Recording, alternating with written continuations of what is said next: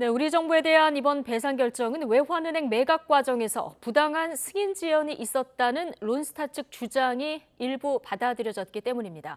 하지만 나머지 론스타 측 주장은 모두 기각되면서 정부가 나름 선방했다 이런 평가도 있는데요. 그러나 외환은행 매각의 첫 단추부터 잘못 끼워져서 아까운 국민 혈세를 내게 된 만큼 사실상 패소라는 의견도 만만치 않습니다. 이어서 우철희 기자입니다.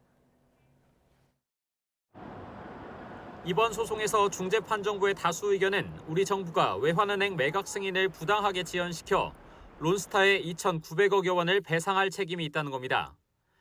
당시로 돌아가 보면 론스타와 하나금융그룹은 지난 2011년 7월 외환은행 인수 가격을 4조 4천억여 원으로 정했다가 넉 달 뒤 3조 9천억여 원에 최종 합의했습니다. 당시 인수 가격 차액의 절반가량이 정부의 책임으로 받아들여진 셈입니다.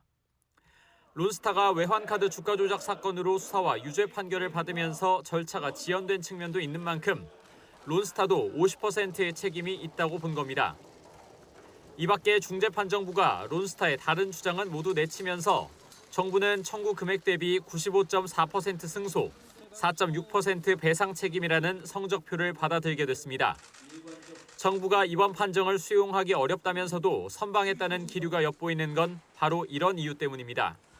국익에 부합하는 결과를 위해서 정권과 무관하게 소송 대응에 최선을 다했다는 말씀드리겠습니다. 하지만 전문가 중에서는 사실상 패소라는 의견도 만만치 않습니다.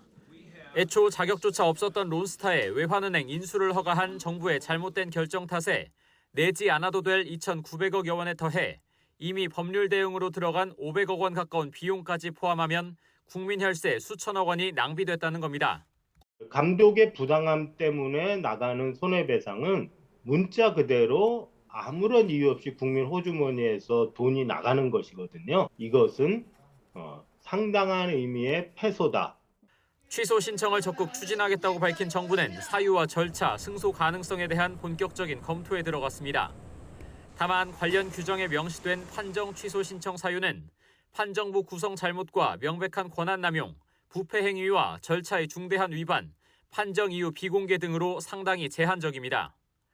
최근 10년 사이 취소 신청이 받아들여진 사례 또한 10건 가운데 1건 정도라는 게 정부의 설명입니다. YTN 우철입니다.